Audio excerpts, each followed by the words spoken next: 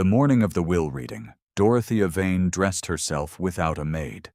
It was not that she lacked for one. Mrs. Palfrey had offered twice, appearing at the door of the small guest room in her black cap, and a look of particular sympathy that Dorothea had found she could not survive before breakfast. She had thanked her and sent her away and sat alone at the glass with a candle, pulling her hair up with pins she'd had for 6 years. And it was while she was doing this, in the unwitnessed dark before dawn came properly over the Ashfield hills, that she opened the jewel case her father had left with Mr. Cartwright for safekeeping and found the coronet inside. She had not expected it. The accompanying letter, in her father's hand and unsealed, said only, "You are the last of us, Dorothea. See that you look like it." The coronet was not large. It was not encrusted with diamonds in the fashion of the great houses. It was old silver, tarnished at the joints, set with small garnets that glowed a dark reddish-brown in the candlelight, and it sat in a nest of velvet that had been green once, and was now the color of late moss. It had been her grandmother's, and before that her grandmother's grandmother's, and it had not left the jewel case, as far as Dorothea knew, since her mother had been alive. She set it on her head. In the glass, her face looked the same as it always did, composed, a little too still. The expression she had assembled for herself across 4 years of managing Vane House on a contracting income, while her father's health had contracted with it. The coronet did not transform her. It simply sat there in the candlelight, silver and dark red and certain, and she met her own eyes and thought only one thing. He had asked it of me. She wore it down to breakfast. She wore it still when the carriage came at 10 o'clock to carry her to Ashfield Park. Ashfield Park was the seat of the Earl of Ashfield, and the Earl of Ashfield was a man named Edmund Carew, who had been away at his northern estate for the better part of 3 years, and had returned to Derbyshire 6 weeks ago for reasons that the county had not been able to determine. He was 34, she had heard. He was cold, she had heard. He had a solicitor named Pemberton, and a steward named Grimes, and a young ward named William, who was 7 years old, and ate his dinner in the nursery. And it was in Edmund Carew's library, which ran 2 full walls of books to the ceiling, and smelled of beeswax and old paper, that her father's will was to be read at 11. The reason was one she had learned only from Mr. Cartwright, her father's solicitor, in a brief and deeply uncomfortable meeting 3 days after the funeral. Her father had named Edmund Carew an executor. She had not spoken for several seconds. Then she said, "Why?" Mr. Cartwright had looked at the table. "They were at school together, Miss Vane. Your father held Lord Ashfield in great esteem." She had not known this. She had not known a great many things. She was beginning to understand. She had known only the narrow world of Vane House, the accounts, the tenant visits, the neighbors who had stopped calling when it became apparent that Sir Robert Vane was dying and that there was no young man to inherit and no fortune to smooth the path of the daughter he was leaving behind. The will contained, according to Mr. Cartwright, several provisions that would require the executor's direct involvement. She had not asked what provisions. She had thanked him and gone home, and sat at her father's desk for a long time with the account books open in front of her, and the numbers had not changed, and neither had the situation. If you come across this story, stay with it. What comes next is not what she expects. The library at Ashfield Park was already occupied when she was shown in. There were 5 people in it. Mr. Cartwright she knew. The man beside him she did not, a Mr. Fallow, who was introduced as a representative of the secondary claimants, and who had the particular stillness of a man who knew he was owed something and was comfortable waiting. The 2 secondary claimants themselves sat in the chairs beside the fire, which was lit against the gray October morning. Her cousin Bernard Vane, whose visit she had not anticipated, and whose presence produced in her chest a sensation she could only describe as the specific cold of someone standing between you and a window, and his wife, Elspeth, who wore 3 more rings than the occasion warranted, and whose eyes went directly, on Dorothea's entrance, to the coronet. The 5th person was Edmund Carew. He was standing at the far window, looking out over the grounds with his back to the room, and he did not turn when she entered. He was taller than she had imagined. He wore a coat of dark blue, and his posture was the posture of a man who had never in his life needed to arrange himself for someone else's comfort, and his profile, when he finally turned, was all strong line and restraint, a firm jaw, dark brows that sat level and serious over gray eyes, a mouth that looked as though it had made a decision some time ago about what it would and would not do. His eyes found the coronet first, then her face. He held both for exactly 1 moment, and then he looked at Mr. Cartwright and said, "Let us proceed." Elspeth Vane spoke before anyone else could. She addressed the room rather than Dorothea directly, which was its own art. "How charming," she said in the voice of a woman describing a child's drawing. "Has she come as the queen, do you suppose? Or only as the pretender?"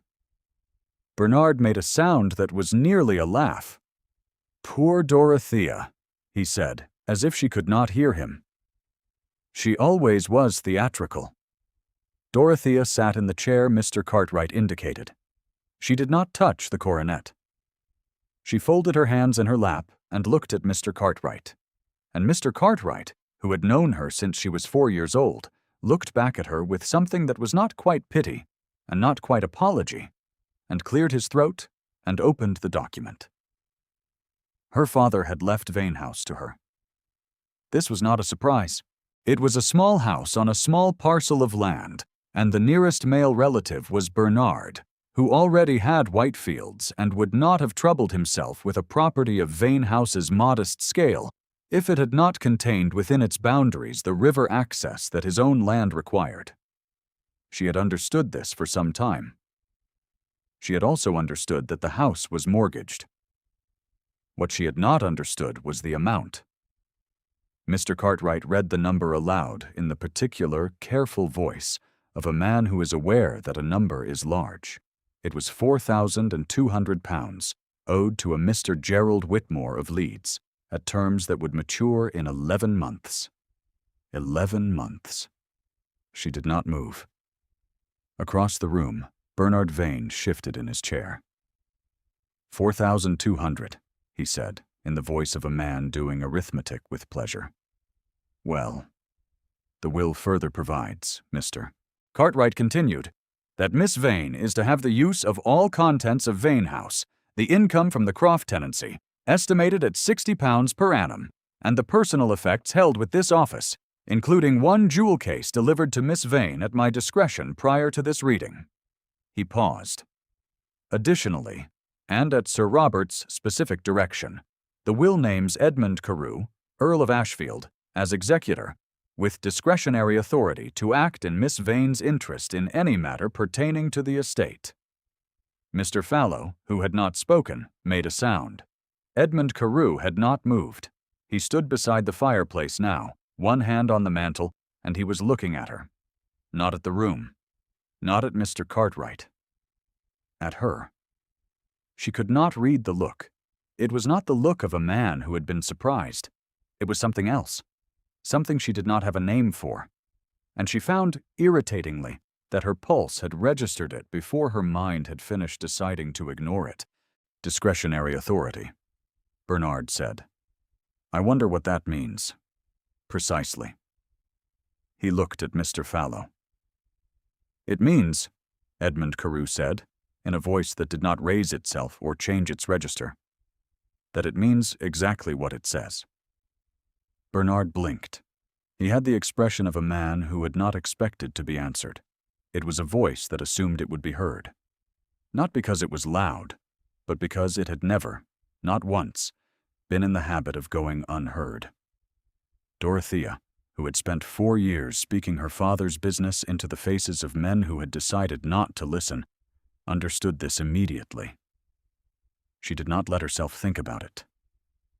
The reading concluded in 30 minutes.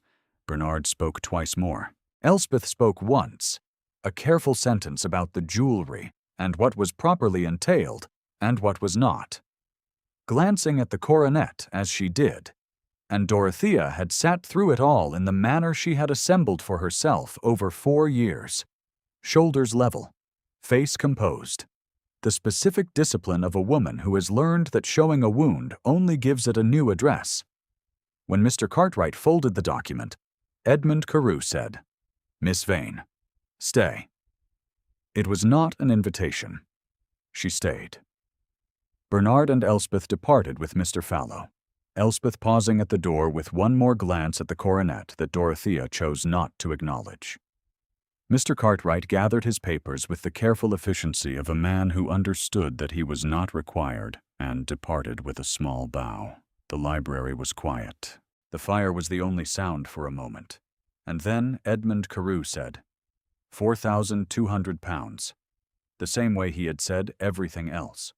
Level, without inflection, as though he were naming a feature of the landscape rather than the instrument of her ruination.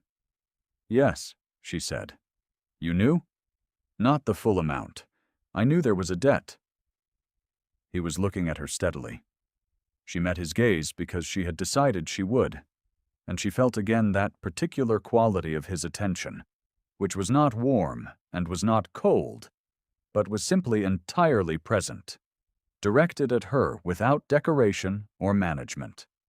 "Your cousin will make an offer for the house within a fortnight," he said. "The river access makes it worth his trouble." "I expect so.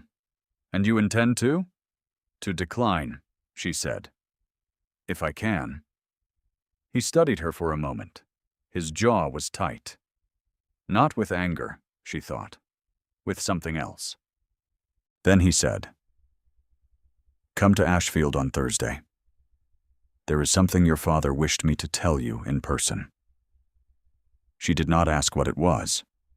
She looked at the shelves behind him, at the thousands of spines standing in their rows, and thought of her father writing this man's name into a document, trusting him with the last act of his life, and felt the specific loneliness of a love expressed through an intermediary who does not yet know what he is carrying. "Thursday," she said. Thursday came with rain and low cloud and a ride through 3 miles of sodden lane that arrived her at Ashfield Park with mud on her hem and a fixed expression on her face and the coronet, which she had worn without quite deciding to, sitting on her damp hair like a small dark fact. The housekeeper, Mrs. Grover, showed her into a morning room and left her. It was a full 10 minutes before Edmund Carew appeared, and when he did, he was wearing a riding coat that was not entirely dry, which meant he had also been out in it, and he stopped for just a moment when he entered the room, as if he had forgotten something about the picture she made in it and been reminded. Then he said, "You wore it. My father asked it of me." Something crossed his face. It was brief, and she could not have named it, but it moved through his jaw and the set of his eyes. And then it was gone. He said, "Sit down." He said it in the way he said everything, as though the word were the full weight of what he meant, with nothing decorative around it. She sat. He told her then. He had not delivered it before the reading because her father had been specific. After, when she knew the full situation. What he told her was this. He and her father had corresponded for 3 years, that the correspondence had begun with a question of land drainage in the western parcels and had become, without anyone intending it, something else entirely. That her father, in the last year of his life, had asked one thing of him, not as a favor but as the careful request of a man who had measured what he was asking and what he was asking it of. He had asked him to watch over Dorothea, not to rescue her, not to manage her. The word her father had used, Edmund Carew said, looking at the window and not at her, was witness. She said nothing for a while. The rain ran down the glass, and the fire in the morning room grate made the only sound, and she sat with her hand still in her lap and thought of her father, who had said very little to her in the last year of his life, and who had apparently said a great deal to this man she had not known until 4 days ago. "He was afraid I would not be seen," she said. It was not quite a question. Edmund Carew looked at her. "He was afraid you had learned not to expect to be." She breathed in through her nose. It was an accurate sentence. It was so accurate that it arrived in her chest like a weight being set down, and she understood that her father had known her, had seen the thing she had been assembling in herself against necessity, and had sent it the one possible answer before he died. She did not cry. She had done her crying alone at Vane House, in the practical dark, before the world required her composure. She did not do it in front of strangers, and Edmund Carew was still, at this point, a stranger. She looked at him and said, "Thank you." He said, "I have done nothing yet." There was a sound from the hallway, and then the door opened far enough to admit a small head, a boy of about 7, with dark hair and serious eyes, that were, she understood immediately, a smaller version of the eyes across the room from her. The boy looked at her. He looked at the coronet. His expression underwent several rapid transitions and settled on something that was essentially fascinated. "Are you a princess?" he said. "William," Edmund Carew said. "She is wearing a coronet, sir." "She is Miss Vane," Edmund Carew said, with a patience that was clearly practiced. "And she is my guest, and she is not a princess." William considered this. "She could still be a princess," he said. "You can be a princess without being one properly." "Nurse says so," Dorothea said, because she could not quite help it. "Your nurse is very wise." William looked at her with the uncomplicated directness of a child and said, "Will you come again?" She had not looked at Edmund Carew. She looked at him now and found that he was watching his ward with an expression she had not seen on him before, something between exasperation and a tenderness so private it seemed to belong to a person he did not show in public. He caught her looking, and the expression closed. Not hostile, only careful. And she thought of a door that was not locked, merely shut. "Yes," she said. "I think I will come again."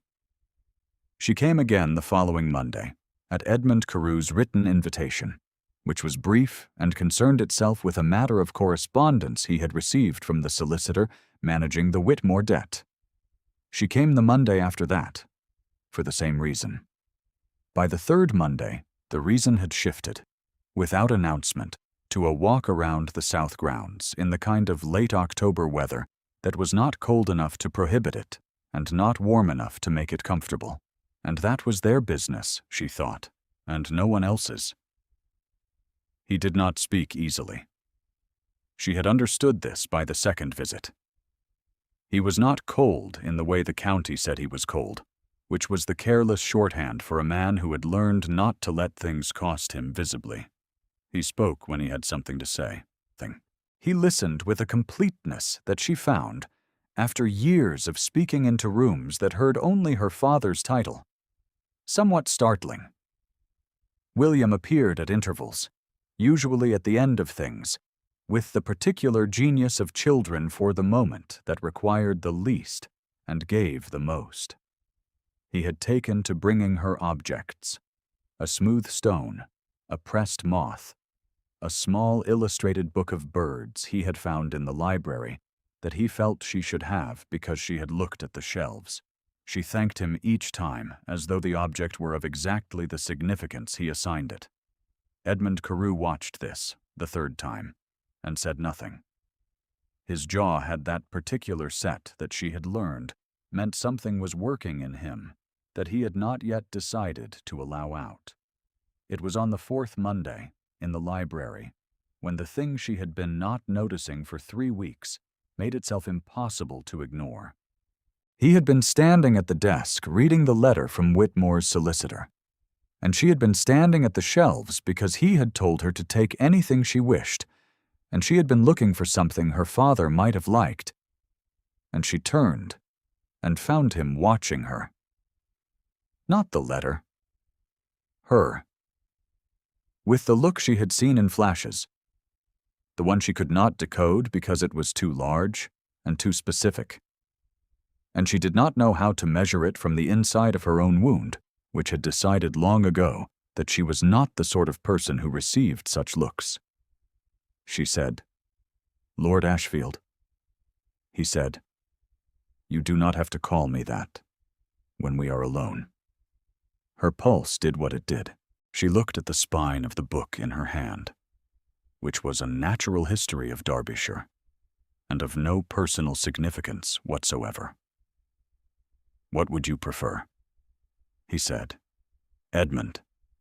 And the word was short, and it was his own name, and it cost him something. She could see that, the way a man commits to a step when the footing is uncertain. She said, "Edmund." And then, because her mouth had apparently made a decision ahead of her mind, "I am Dorothea." He said, "I know." She breathed. "What does Mr. Whitmore's solicitor say?" He looked down at the letter. "They will extend 3 months. He was a friend of your father's, it turns out. My father had a great many friends I did not know about. He was a careful man," Edmund said. "He made arrangements quietly." She understood, again, the weight of what her father had done, the arrangements made in the dark before dawn, the things set in motion without announcement, the quiet architecture of a love that expressed itself through preparation rather than declaration. She had grown up inside it and not seen it. She was seeing it now, here, in this room, in this man her father had chosen and trusted. She said, "Why did you agree?" "What he asked of you." It was not a small thing. He was quiet for a moment. He set the letter down. He said, and she understood this was not an easy sentence for him, because he described you accurately. She did not know what to say to that. She looked at him, and he looked at her, and the fire was the only sound, and then he crossed the room in 2 strides, and took the book from her hands, in a motion that was not graceful, but was entirely decided, and he set it on the shelf with the particular care of a man managing something that would not survive being managed carelessly, and said, "Walk with me." It was an order. She had learned to hear what was inside his orders. She walked with him. November came in with hard frost and the news, delivered by Mr. Cartwright in a letter with a careful underlining, that Bernard Vane had begun proceedings to contest a minor provision of the will on the grounds that the executor's discretionary authority was improperly broad. It was not, Mr. Cartwright noted, a strong case. It was, however, a case that would cost time and money to answer, and time and money were the 2 quantities Dorothea had least of. She read the letter in the morning room at Vane House, with the fire she was careful with because coal was not cheap, and the account books open on the desk and the £60 from the Croft tenancy looking at her from the relevant column. William sent her a note. It said, in large, uneven letters, "Miss Vane, Sir has told me that somebody is being mean to you. I have told him he should do something about it. He said I was not to interfere. I am interfering. Your friend, William Carew." She read it twice, and then sat for a moment with it in her hands, and thought that a child of 7 had perceived something she had been carefully not perceiving, which was that Edmund Carew's arrangements were not exclusively practical. She went to Ashfield the next day without an invitation.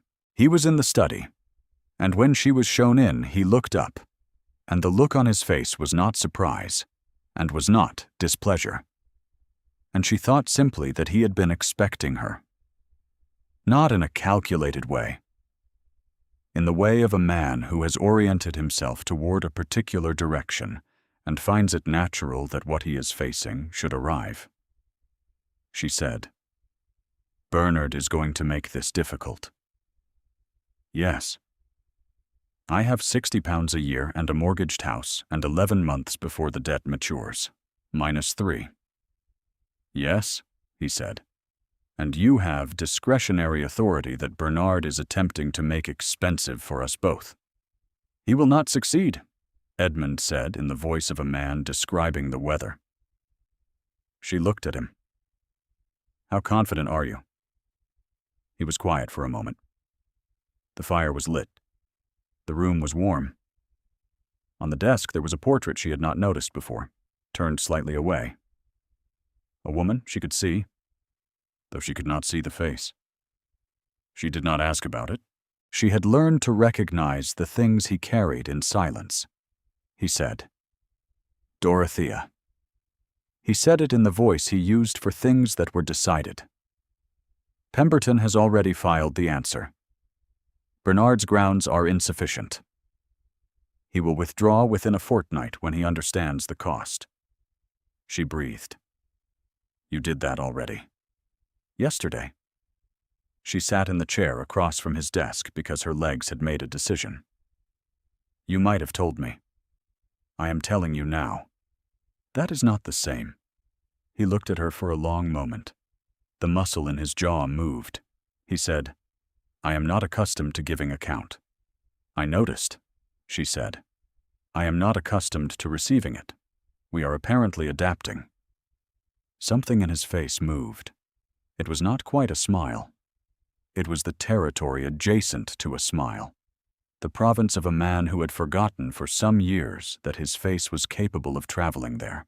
He said, "William says you are the only person who reads to him in funny voices." "William," she said, "is a keen observer." "He is," Edmund said. He picked up a pen. "Put it down. He has not attached himself to anyone in 3 years." She waited. "His mother died," Edmund said in the specific voice of a sentence that has been carried a long time and set down carefully. "He was 4. He saw very little of her before that. She was not well." A pause. "I was not here as I should have been. There are things I would do differently." She did not say she was sorry. He was not telling her to receive sympathy. He was telling her the thing that was true, in the careful manner of a man who had decided she could be trusted with it. She said, "He seems well." "He is well," Edmund said. "Now." And the word sat in the room between them, and she heard what was inside it, that the now had an architecture, that the architecture had been built in the last several weeks, and that she was part of it. The pause before the next thing was said was very long. If you are still listening, you already know where this is going. So do I. So, for the first time in some years, did Dorothea Vane. She said, "Edmund?" He looked up. "I do not," she said, choosing each word the way you choose footing on uncertain ground. "Think the executor's discretionary authority covers what you are doing." He said very quietly, "What am I doing?" She held his gaze. She had learned these past weeks to hold it, to resist the old discipline that had told her to look away when something mattered. She said, "Making arrangements." He was still. His hands were flat on the desk. He said, "Your father asked me to see that you were not left unprotected. I know. And I intend to honor that. I know that too. But," he said, and the word had a quality that her pulse interpreted before she did, "it has ceased to be about your father's request." She breathed. "When did it cease?" "The morning room," he said. "The second Monday. You were looking at the shelves and you said something about the bindings, whether they were read or merely collected, and I understood that you were asking a question about a person. without asking it about a person. A pause. No one has done that before. She said nothing. Her hands were in her lap, and she was aware of them in the way you are aware of a part of your body that usually goes unnoticed. He rose and came around the desk. He stopped in front of her. Not close. The proper distance for a drawing room in the year 1814. And he said, "I am not easy." I noticed. I am not in the habit of this. Nor am I. I make arrangements without telling people, he said. I give orders. I have been told I am cold. You have not been cold, she said. To me. He was looking at her with the look she had stopped trying to decode and started simply letting happen. He said, Dorothea, I would like your permission to be less than cold with you. She looked up at him in the low, gray November light and thought of her father's letter, the words she had learned by heart. You are the last of us. See that you look like it. She thought of the coronet sitting on the table behind her, which she had taken off when she sat, which was sitting where she had put it as though it had been waiting patiently for its moment. She said, You have it. He reached out and took her hand, which was not gloved, because she had pulled off her gloves when she sat, and his hand was warm, and his thumb moved once across her knuckles in a gesture so small and so deliberate that it arrived in her chest as a full sentence. It was not a declaration. It was not a speech. It was exactly what it was.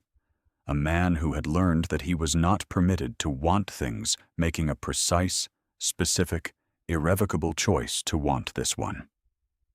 She did not move her hand. Bernard withdrew his challenge in the second week of November, as Edmund had said he would, by which time the county had already begun to form the opinion that the Earl of Ashfield's visits to Vane House on Thursdays were not solely about the estate. He had gone twice. The second time, Elspeth Vane had been calling on a neighbor who shared a fence with the Vane House lane and had seen the carriage and had said, apparently, several things that had reached Mrs. Palfrey by the following morning, through channels that were ancient and entirely efficient. Dorothea had heard them from Mrs. Palfrey with the expression of a woman who has been expecting a thing and is not surprised when it arrives. She said to Edmund on Thursday, The county has decided we are conducting something, he said. Are we not? She looked at him.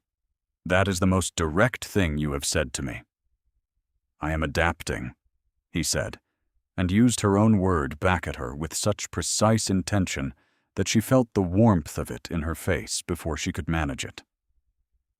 They were in the small sitting room at Vane House, which was the room her father had read in, and which had not, as a result, been rearranged. There was a piano that no one played anymore. There were books with his marks in them. There was a fire and 2 chairs that faced each other, and Edmund Carew sat in one, and she sat in the other, and outside it was November and gray, and inside the world was the exact size it had to be. He said, I have been to see Whitmore. She stilled. He will take $1,200 and consider the debt discharged, Edmund said in the level voice. He was fond of your father. The terms were never about the money. £1,200 is not nothing, she said. Where is £1,200 to come from? He met her gaze. From me? She breathed. Edmund, I told you I was making arrangements, he said. I would like to make a larger one, if you are willing. The room was very quiet. The fire spoke. The piano stood in the corner with its lid down and her father's absence in it, and she thought of a man who had known he was dying and had written a letter and put a coronet in a velvet-lined case and sent it both ahead of him, and had been right. She said, What would the larger arrangement look like? He said, A license, I think. A vicar I know in Bakewell who does not stand on ceremony. Ashfield Park, if you would live there. Your father's sitting room, if you would bring the books. He paused. William, who has already informed me that he intends to show you every room in the East Wing and would like to know if you will carry on with the funny voices," she said. "That is a very practical proposal." "I am a practical man." "You are not," she said. "You are a man who has decided to be practical about wanting things." She looked at him. "It is different." He looked at her for a long moment. Then he said, "Dorothea, I want to marry you. It is not for your father's sake. And it is not for your debt. And it is not because William is attached to you, though all of those things are true. It is because I have spent 3 months watching you manage everything alone with more dignity than anyone in this county deserves to witness, and because you look at my shelves the way other people look at old friends, and because you said my name in a morning room in November, and I have not been able to think correctly since." The longest thing he had said to her, said in the same level voice, with the same held quality, and she understood now that the level voice was not coldness, had never been coldness, was the voice of a man who said only what he meant, because he had decided long ago that he would not say more. She said, "Yes." He crossed the room. He took her face in both his hands with a care that was the opposite of how he moved in public, which was efficiently, without ceremony, and he looked at her at close range in a way he had not done before, and she felt seen in the full way her father had meant. Not managed, not observed, not catalogued by her social position, but seen as the person she was inside the narrow room her circumstances had assigned her, seen as someone worth the crossing. He kissed her once, softly, with the same deliberateness as his thumb across her knuckles, and then he rested his forehead against hers, and outside it had begun to snow. The license was obtained in the 3rd week of November. The Reverend Mr. Holt married them in his church in Bakewell on a morning that was cold and very clear, with frost on the stones and thin sun coming sideways through the east window in the colored light that is peculiar to old glass, and there were exactly 6 witnesses, Mr. Cartwright, Mrs. Grover, Mrs.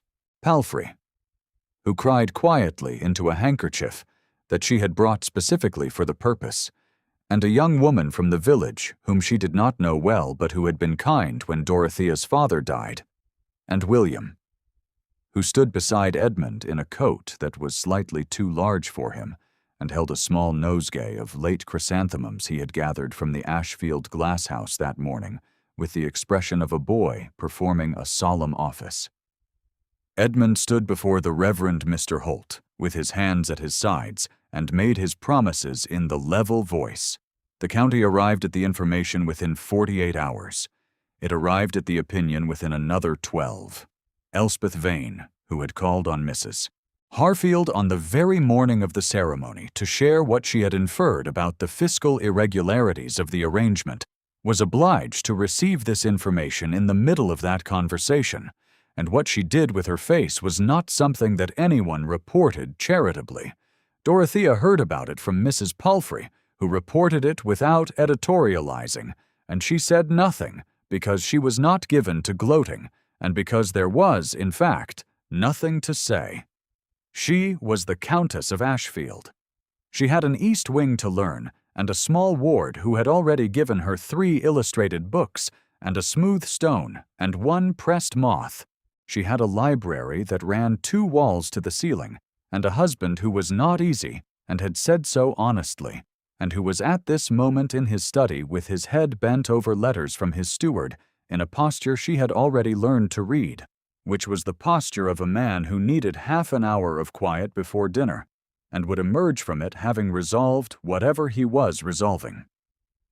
She went to the piano in the east sitting room, which was hers now, which wanted tuning. She lifted the lid. She set her fingers on the keys. She played a few notes, exploratory, and from the hallway came the sound of small feet moving faster than they were supposed to, and the door opened, and William appeared. Coat off now, hair in the state that it usually reached by this hour of the afternoon, with the particular eagerness of a child who has been told that something is going to happen and has been waiting since breakfast. "You play," he said. "I do," she said. "A little.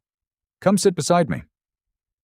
He came and sat, very close, the way children sit when they are making sure of something, and she played something she remembered from her father's sitting room, an old song, simple enough that it came back easily after 4 years of no piano at all, and the notes settled into the east room and out through the open door, and she thought of her father's letter, which she had tucked into her journal and would keep. She could hear Edmund moving in the hall. He did not come in. He stood in the doorway. She could feel it. The quality of attention she had learned to identify at the back of her neck and along the line of her jaw. And she played the song to its end without turning, and in the silence after she heard him say, very low, to no one in particular, "Good." The coronet was on the mantelpiece. She had put it there in the morning when they arrived back from Bakewell, in its nest of dark velvet, the garnets quiet in the firelight. It did not need to be worn to be what it was. It was old, and it was tarnished, and it had sat on the heads of women who had carried hard things with their backs straight. And it belonged here, in this room, in this life that she had not expected. And that had arrived for her anyway. She reached out and squeezed William's hand once, briefly. And he looked up at her with the eyes that were not Edmund's eyes yet, but would be. And she thought, with a steadiness she had not expected, that her father had been right. He was right about all of it. She was seen. Thank you for staying until the end. If Dorothea's story moved you, leave a word for her in the comments. She would have liked to know you were listening.